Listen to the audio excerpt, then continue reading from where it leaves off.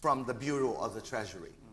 Nang matapos ang termino ni President Erap, ang utang ng Pilipinas ay 2.6 trillion pesos.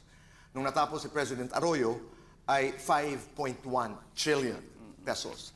Umabot sa 6.5 trillion pesos noong matapos ang termino ni President Aquino. As of end November 2021, ngayong from the Bureau of the Treasury. Nang matapos ang termino ni President Erap, ang utang ng Pilipinas ay 2.6 trillion pesos. Nung natapos si President Arroyo, ay 5.1 trillion pesos. Umabot sa 6.5 trillion pesos noong matapos ang termino ni President Aquino. As of end November 2021, ngayong administration of President Duterte, total Philippine debt is 11.93 trillion pesos. Naririnig natin yan na hindi pa ipinanganganak, nagbabayad ka na ng utang dahil sa laki ng utang ng Pilipinas. Katanungan ko ito. Kung ikaw ang papalaring manalo bilang presidente ng Pilipinas, how do you intend to pay the national debt of the country? By revitalizing the economy. There's no other way. There is no other way to do it. We have to create value in our economy, and that value will be what we will use to service those debts. Hindi naman siguro kailangan, lalo na ngayon na medyo hirap tayo. Although if you look at the overall statistics globally, we are at about under 60% ratio to GDP. Debt to GDP. Debt to GDP. There are other countries that are close to 100. Meron pang lampas sa 100, nagwa 120%. So we are in a relatively good position, but we find ourselves in this quandary now because of COVID, and we really had to fund a lot of what we were doing to battle COVID by borrowings. Now, the only way that we can recover from that is to, as I said, revitalize the economy. People, you and I are the same. Takot na takot sa utang kasi yun ang ugali naman ng Ilocano, ayaw talaga may utang.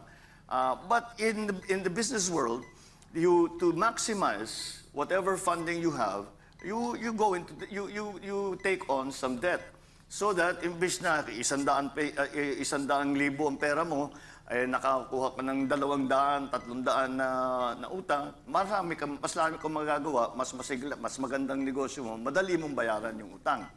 The secret, I think, the important thing that we must be absolutely sure of is that pag kailangan talaga ng utang, mahirap mangutang, ayaw natin gawin yan, ngunit paminsan-minsan kailangan talaga natin gawin yan, tiyakin naman natin na napupunta sa tama, napupunta sa magandang programa, hindi napupunta sa bulsa ng kung sino man lang.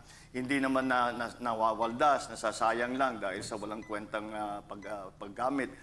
We have to make sure that the debt that we are taking on is put to good use so that it generates something in the economy, so that we have not only do we make a profit out of it, but we're able to service the debt.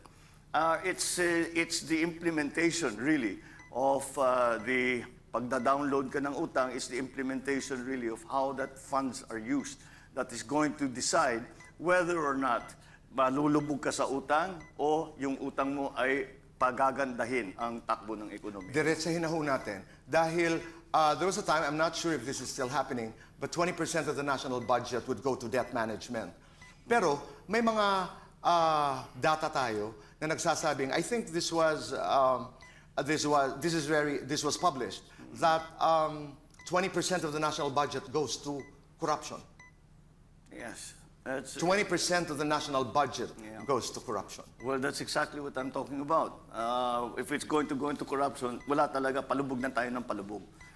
The corrosive effect of corruption in the private sector, in the public sector, in any kind of transaction, immediately destroys the transaction.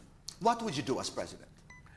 Well, we have to tighten up our checks and balances to make sure that the money that we are getting, and paying interest on, is used for good things, proper things, is handled properly. As I said, hindi nababawasan ng mga korap, buo ang ipapadala mo sa programa at maganda yung programa na pinaglagyan mo ng pera na yun. We have normalized the concept of SOP in this country. Yes. What do you do to that? Well, you just have to minimize it and you have to put it... But it cannot be totally eradicated, just mitigated. Corruption is not a Philippine condition. It is a human condition. There are dishonest people wherever you go. And there will be always somebody who's trying to finagle the accounts, who's cooking the books na para meron siyang mabulsan. So, pero kailangan bantayan ng mabuti yan. And that's something, the idea of SOP, that is also comes from the efficiency of government. Why do I say that? If the government's very efficient, very streamlined ang trabaho, walang fixer. Hindi ba? Wala kang kailangan bayaran. Dahil, normal yun eh. Kukuha ka ng passport, kukuha ng lisensya, maglalakad ka ng permit ng papeles mo. May pinlalapit na fixer, anong kailangan mo? Magbabayad ka na naman. Bawat dokumento na pipirman, babayad ka na naman. Yan yung, that's the corruption on the small scale. But, of course, the checks and balances also have to work on the large scale.